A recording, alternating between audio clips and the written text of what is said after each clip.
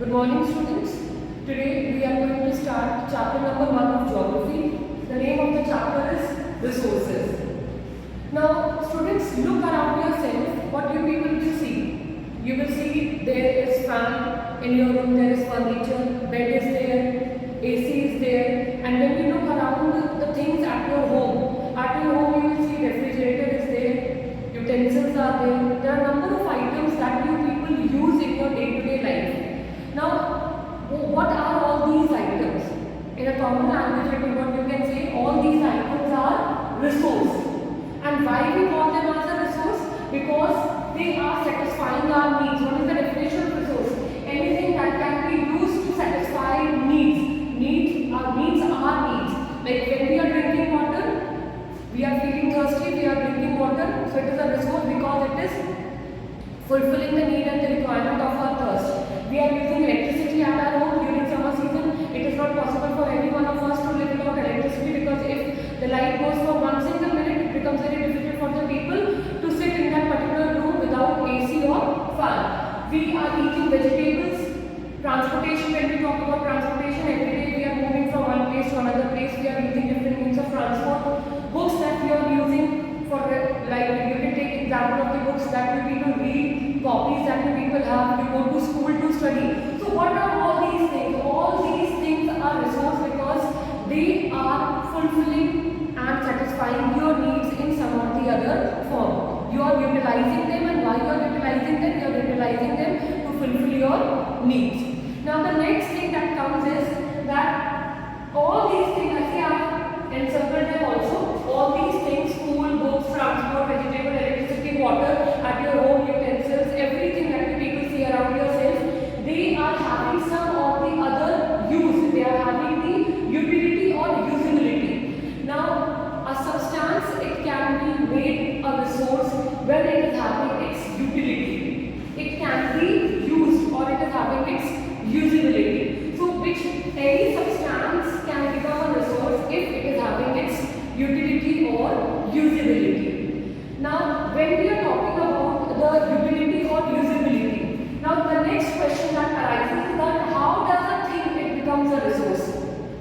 How that this question is given there in your book also, that how does a thing it becomes a resource? Now, anything that we are using, anything like if I am using this chalk, so this chalk is having some value. You can take example of chalk. This chalk is having some value. So a thing becomes a resource when it is having value. Value, what it means? It means worth. Worth means money. Now in terms of resource, it is talked in terms of money. So anything that is having a value, anything, it can be anything. You can take the day-to-day items that you use.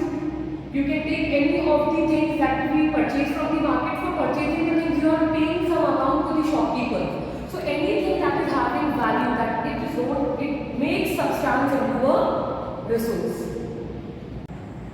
Students, some resources, they have got economical value. Now we are talking about the resources which have economical value. You can take example of the different minerals that we use in our day-to-day life. You can take example of iron. You can take example of diamond. So when you go and purchase the iron rod, or when you go and purchase the diamond from the market, or if you go and visit any of the places, like if you go and visit the museum, if you go and visit any of the cinema hall, so in order to purchase the ticket, you will have to pay money. You will have to pay money for that particular thing. So when you are purchasing different items or different things, you have to pay money. Like I had given you example of minerals, I have given you example of different metals. So for that you are paying money. It means that you are paying value to them. Value means worth. Now during summer vacations, many of us go and visit the hill stations. Over there you see natural beauty. Over there you see landscape. But those natural beauty and landscape, they are not having any economical value. But what they are doing, they are satisfying your needs. They are making the people happy. So both of them are equally important and both of them are satisfying our human needs. But what is the difference? One of them, like the metals and minerals that we are using, they are having the economical value because for the use you are paying some amount. And the landscape that you people see and feel happy, the natural things that you people see and feel happy, for that you don't have to pay money for that. So but both are important. One is having the economical value Now the next thing is, you people must have observed when you people fall sick and at your home your grandmother and your mother, she must be giving you honey, she must be giving you ginger, and during COVID time people had drunk a lot of kadha which was homemade. So do you think so these things are having economical value, like the ginger, the turmeric, the honey that has been given by your grandparents to you, by mother to you, they are having the economical value? They are not having economical value, but they are useful to us because they are curing us to some extent.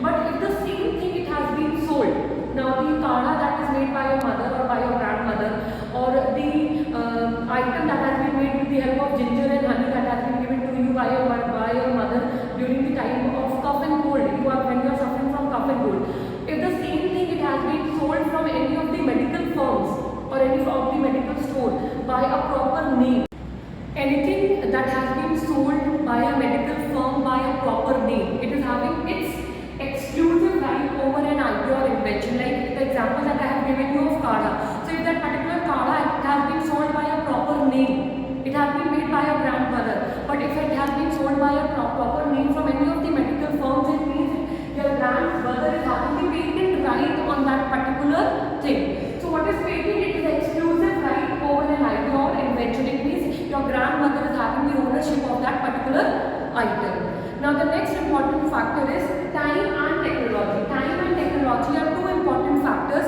that make substance into a resource. You go back in time, when we talk about the early human beings.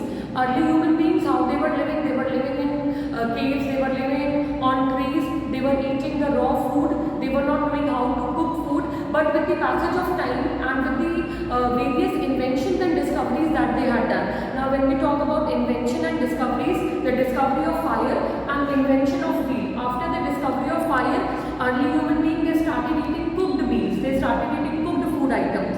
And with the invention of wheel, there was a lot of improvement that was made in the mode of transportation.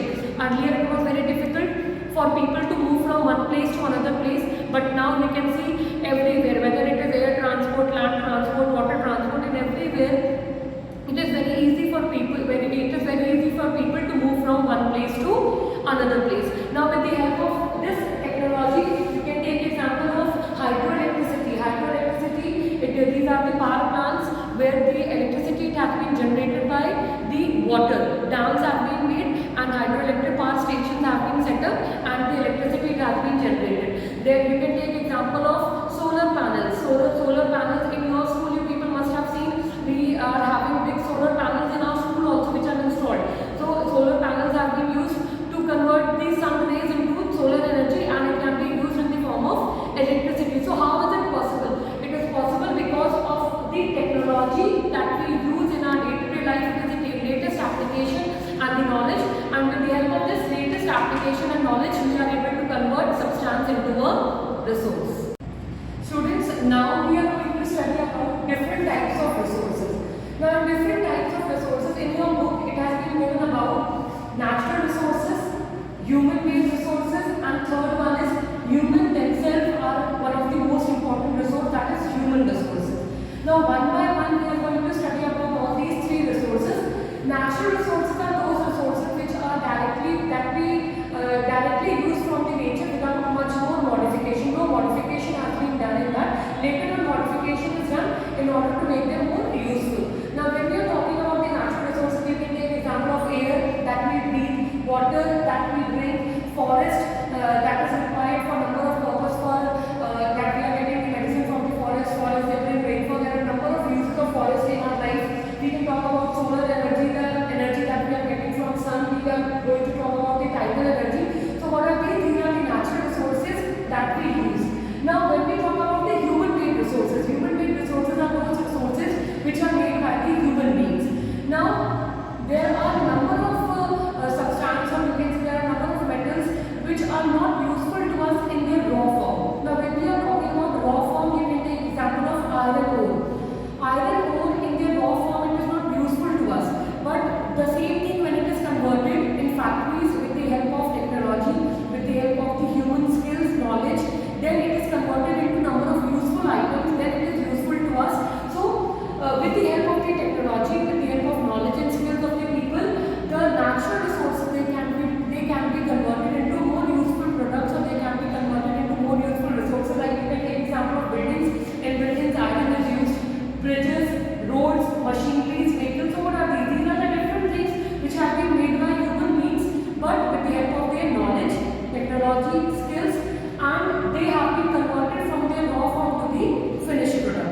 Now the third one is the human resource. Human themselves are the resource. In our book only, we are going to study in the last chapter human resources. So human beings, with the help of their skill and with the help of their knowledge, what they used to do, they used to convert the raw things into the finished form. Now when we talk about human resource, it is very obvious that the humans which are educated one, which are skilled one, they can contribute in the overall development of the country, they can contribute in the overall development of the society, then only they can become a resource when their contribution is there. So if the people are educated, if the people are healthy, then only they can contribute in the overall development. So improving the quality of people's skills is required. Why it is required? Because what they are doing, they are converting the resources, you can say the natural resources, into more useful resources, or you can say into more useful things. Students, natural resources have been divided into two resources on the basis of renewability. One is the renewable one, that is also called as inexhaustible resources. Second one is non-renewable, which is called as exhaustible resources. About this we have already studied in your previous classes also when we are talking about the renewable resources. Renewable resources are those resources which get renewed very quickly, which get replenished very quickly, and we can use them in our day-to-day life. We can take example of air, we can take example of water, soil, solar energy. So what are these? These are the renewable resources which replenish themselves on their own. But if we are going to overutilize them, if we are not going to use them in a proper manner, a time will come that these renewable resources of energy or these renewable resources will become non-renewable one. They will not be available for the present generation also, as well as they will not be available for the future generation also. Now the next one is the non-renewable resources. Non-renewable resources are also called as exhaustible resources.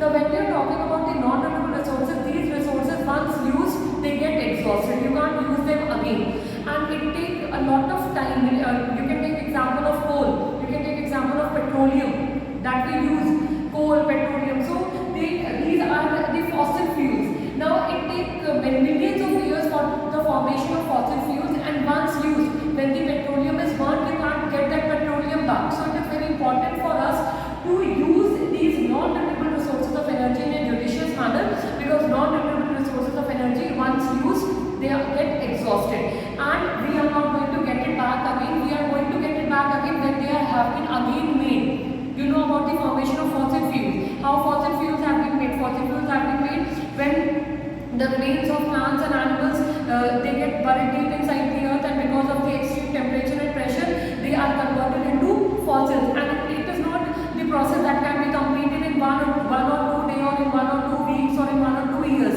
It takes millions of years for the formation of these fossil fuels. So it is very important for us to use these resources, both renewable resources also as well as non-renewable resources also, in a judicious manner, or you can say in a proper manner. And in the next topic we are going to study about the conservation of resources and about the sustainable development, that why the conservation of resources is important and what is sustainable development.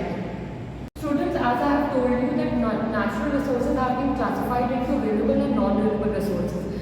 Now, if we are not going to utilize these resources in a proper manner, then a time will come that these resources will not be available for the present generation as well as for the future generation. So it is very important for us to conserve these resources. So conservation of resources is very important, and what we have to do, that for the conservation of resources we have to utilize these resources in a proper manner. There are a number of ways through which we can utilize the resources, so that resources are available for the present generation as well as for the future generation. Now when I am saying that these resources should be available for the present generation as well as for the future generation, what I am talking about? I am talking about sustainable development. What sustainable development means? Whatever resources we are using, you can take example of iron, you can take example of water, or you can take example of any of the natural resources also. You can take example of forest.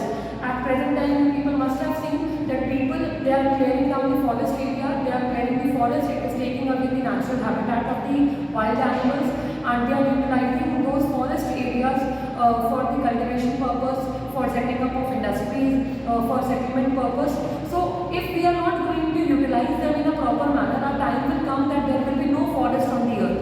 And who will be the sufferer? The sufferer will be the human beings. At present time, if you will see, the main problem that human beings are facing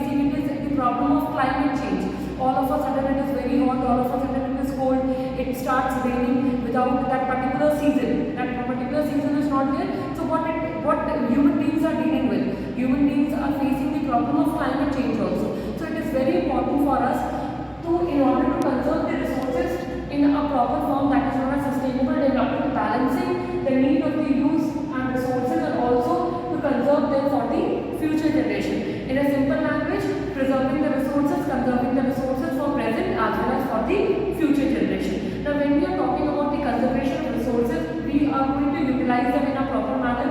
In that we can follow the 3 R's of waste management. Means reduce, we can reduce the consumption of these resources, recycle whatever things can be recycled. Like you can use the old cloth, there is the old cloth, you can use that old cloth for number of purpose at your home. We can reuse the things, we can recycle the things, you can give the extra material to the rag picker, like the rough copies are there, the pages, the books and the copies with the plastic which is of no use for you.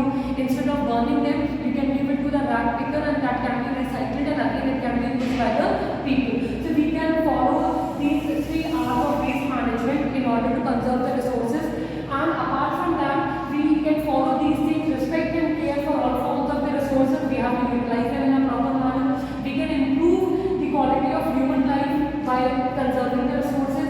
We can conserve the earth's diversity. We should carefully utilize the things which are available in the environment. We can have the we can change our personal attitude towards the use of the resources. We can take example of the electricity. When we are sitting in a room, there are 2 fans. If we are not sitting in that room, it is our duty, it is our responsibility to switch off that fan and then leave the room. So in this manner, what we are doing, we are conserving the resources for the present generation also as well as for the future generation also.